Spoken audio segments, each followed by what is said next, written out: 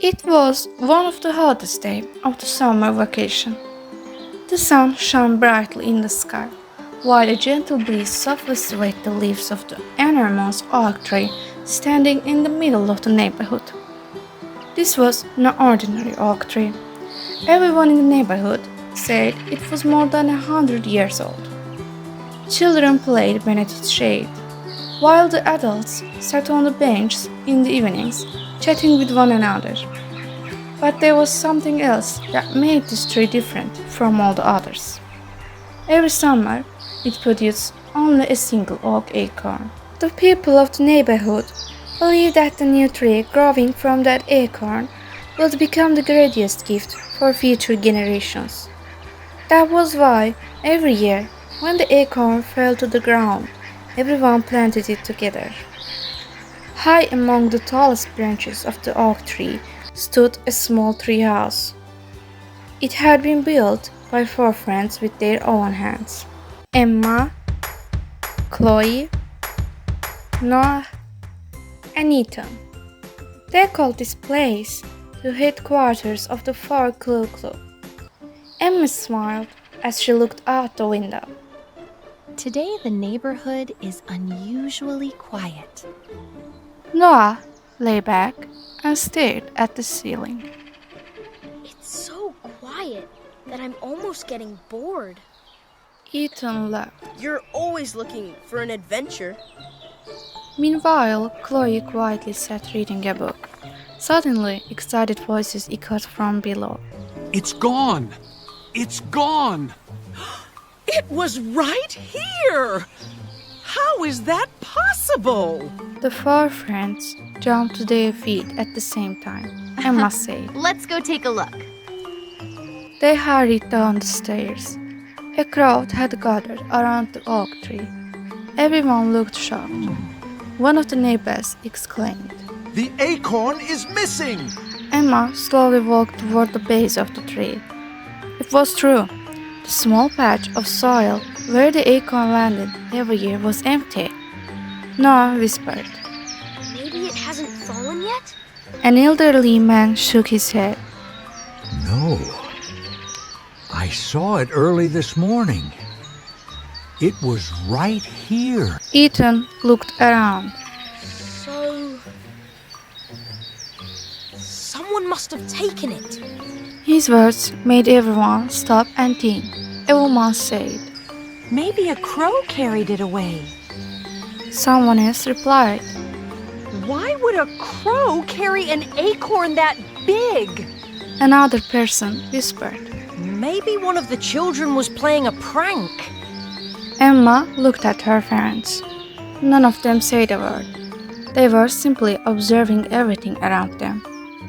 Emma spoke softly. Let's go back to the treehouse.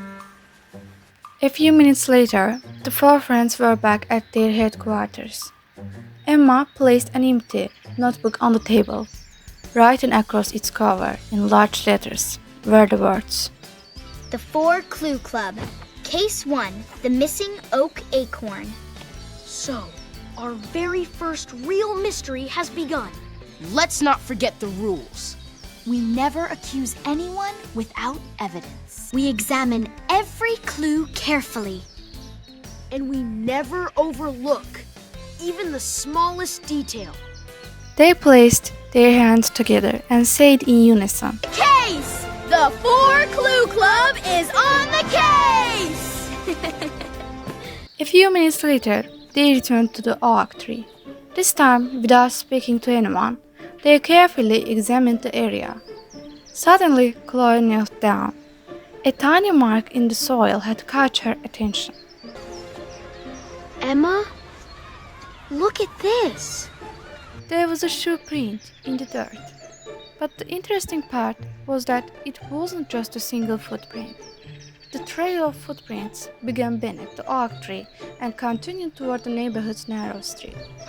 Emma took a deep breath. It looks like this mystery is even bigger than we thought. Emma carefully examined the footprints for a few seconds. Nobody stepped on the footprints. Meanwhile, Chloe took a small measuring tape out of her bag. She measured the length of footprint and wrote it down in her notebook. This footprint doesn't belong to an adult, but it doesn't belong to a small child either. The four friends began following the footprints. The trail stretched through the neighborhood's narrow street, all the way to an old stone fence. But then they suddenly disappeared. Noah put his hands on his hips. How is that possible? A person can't just disappear. Emma looked around. There was a large bush beside the street. Ethan looked between the bushes. A small piece of green fabric was caught there. He carefully picked it up and shoved it to his friends. Look! The fabric looked as if it had been torn from a light jacket. Emma placed it inside a small transparent bag. Just then, an elderly woman called out to them. Children! The four friends walked over to her. I saw a boy early this morning. What kind of boy? He was wearing a green jacket. He seemed to be in a great hurry. The friends looked at one another.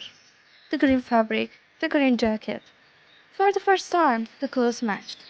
Noah became excited. So we'll find him. No. A green jacket alone isn't proof. There could be other people in the neighborhood wearing green jackets. They walked to the end of the street. There was a small bakery there. The shopkeeper knew everyone, because he saw them every morning. Emma asked, Hello? Did you happen to see a boy wearing a green jacket this morning? The man thought for a moment. Yes. I did. Which way did he go? He turned right from here. Then we're on the right track. The friends ran down the street to the right. But when they reached the end of the street, no one was there. There was only one object lying on the ground, a small wooden bottle. Ethan picked it up.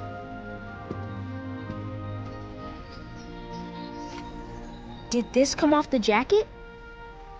Chloe examined the bottle carefully. Then she took out a piece of green fabric. The edge of the fabric still had loose threads. The button fit perfectly. Emma wrote in her notebook. Clue #2. Wooden button. On the other side of the fence, small footprints appeared again on the ground.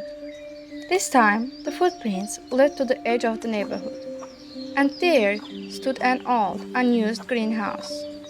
The wind slowly pushed the door back and forth. The four friends carefully entered the greenhouse. It was quiet inside. Suddenly, a faint sound came from the back. It sounded as though someone had hurriedly stood up. Emma pointed her flashlight toward the sound. From behind the shadows, a boy about their age slowly stepped forward. There was a look of surprise and slight nervousness on his face. The boy spoke softly. Were you looking for me? Noah looked at him carefully. The boy was wearing a green jacket. There was a small tear on one of its sleeves. Emma took the piece of green fabric. When she held it next to the tear, everything became clear. The fabric had torn from that very jacket. So... you were the one by the oak tree? Yes? What's your name? Oliver. Were you the one who took the acorn? Yes? Then he slowly took the oak acorn, wrapped in a small piece of cloth, out of his pocket. Why?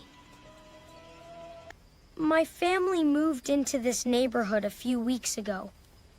I don't know anyone here. One day I heard that this acorn was very special. I thought I could plant it near the forest. I wanted a great oak forest to grow there many years from now. Your intention was good. Oliver looked up happily, but Emma continued. However, taking it without permission wasn't the right thing to do. I know. I made a mistake. Come on, Let's fix that mistake together. How?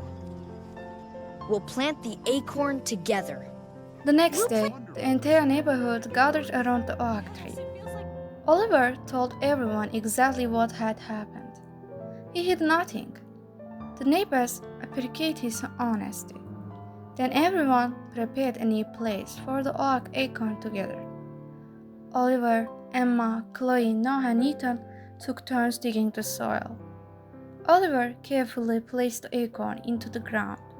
The 5 children covered it with soil together.